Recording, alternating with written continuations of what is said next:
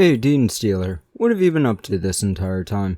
We've been on this ship for a few months now, stuck in the void, and now we've got the ghost ships outside forming a giant ring. What have you been doing? I'm gonna be honest with you. I got lost in the vents. Oh, like how Darren got lost a few weeks ago. What, a month ago, more or less? Something like that, yeah.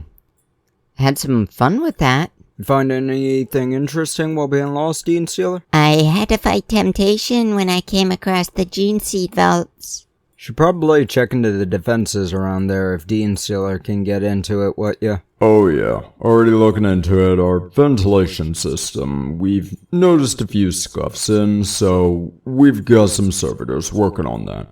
Add in some door locks, while fine and good or questionable. At least you're learning and growing. Most factions of the Imperium of Man refuse to change at all. Meanwhile, the Eldar are obsessed with changing in a constant way to prevent from growing too compliant. Dark Eldar are sort of in between, while Tau are growing in a less natural way, given how they were beating rocks together to make fire some 10,000 years plus ago. I should probably find something to talk about. I meant to get my hands on the Monty Python TTRPG the other day, but I bought a 3rd edition copy of the Soul-Blight Grey Lord's Battle Tome. GW needs to mark their books so I don't buy 2 of their books in a day because I ain't got a clue which one is valid at the moment. The phone app makes it so I thought the 3rd edition Battle Tome was fine because it also has a code in it for the app, but I shouldn't continue with this subject. Let's talk about something else. I want to talk about something Cyberpunk. I know I talked about the Red game, and I think the Edgerunners game, their next Cyberpunk, is probably going to come out in the next year or two. Let's look into some other Cyberpunk games. Let's see, I think I did Cyborg. I remember doing another one that's more grim. Starts with an M, but I can't recall the name off the top of my head. SLA Industries may be neat, but the game came out in 2020, so this book is pretty new, which means it'll cost, let's see, the PDF is $25 normally, though on sale at the moment for $17.50 USD. But I found a quick start guide, which may or may not be valuable given the solo version of Starfinder literally doesn't teach you how to play Starfinder, but D&D 5e, so I'll be skeptical. Okay, so looking at this quick guide, it seems this game is a dice pool system, similar to the Renegade Vampire the Masquerade, using D10s and recommending having 6 of them. It also says one of them should be a different color, similar to VTM. There are 8 ability scores, or stats this game calls them: Strength, Dexterity, Knowledge, Concentration, Charisma, Cool, Luck, and Flux. Most of these are pretty obvious, but some aren't. Cool is essentially your willpower and the ability to resist fear, while Flux is for something called Ebonites, and I don't have a clue what that means. I think they're a race in the game. It doesn't really explain much. Each stat can range from 0 to 6, with 2 being an average stat. This all leads into skills. Strength has melee and unarmed combat. Dexterity has acrobatics, hide, pistol, rifle, and sneaking.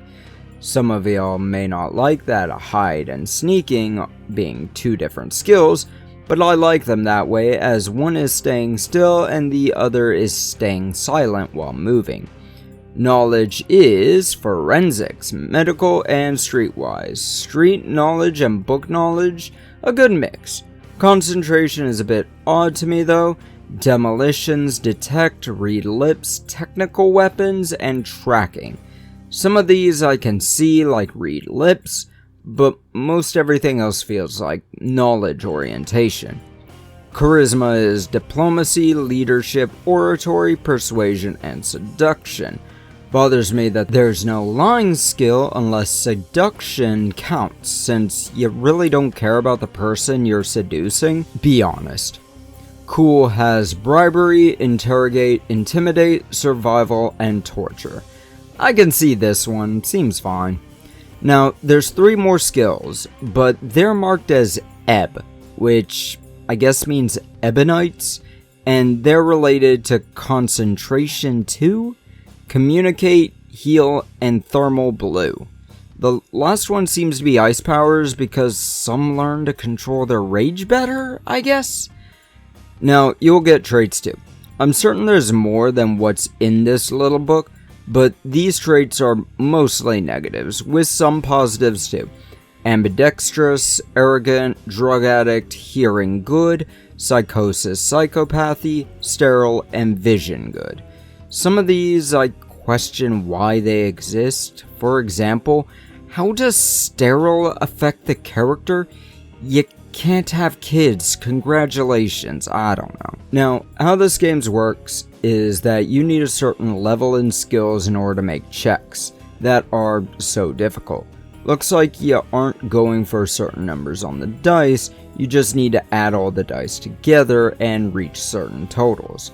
Honestly, the DCs for this are probably a little low, especially given this game uses D10s and you can roll up to 6 dice, which means an average roll, assuming you're maxing out the dice, is 30, but this game looks like it expects a difficult check to be 16.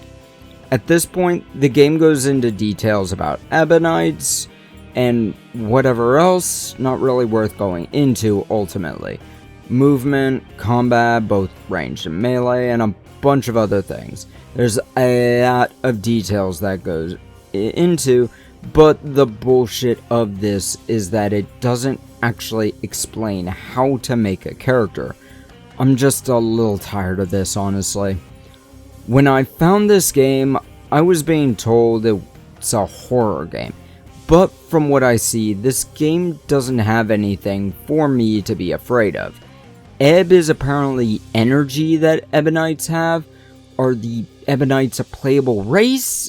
Maybe, I don't know. These things seem pretty powerful since they have natural weapons and healing and shit like that.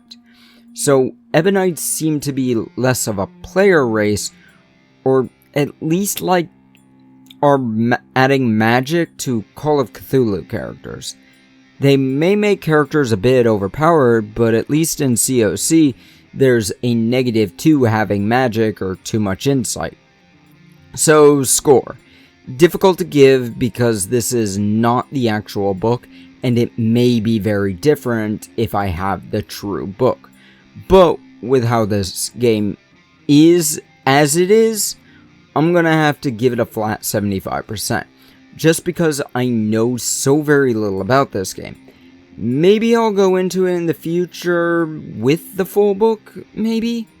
Honestly, this game could be fantastic. I like games that don't have classes, and I enjoy dice pool systems too. Perhaps this quick guide version butchers the game hard. I'm planning on getting the Starfinder starter box for 1E so I can point out how Paizo fucked that up. Of course, Paizo is going through a lot of shit right now, what with their distributors stealing a bunch of their stuff and trying to use it to pay off debts, themselves trying to shelve 1E for both their games, and their card games just, nobody played any of them ever. But now it's time for me to paint some vampires, so shove off.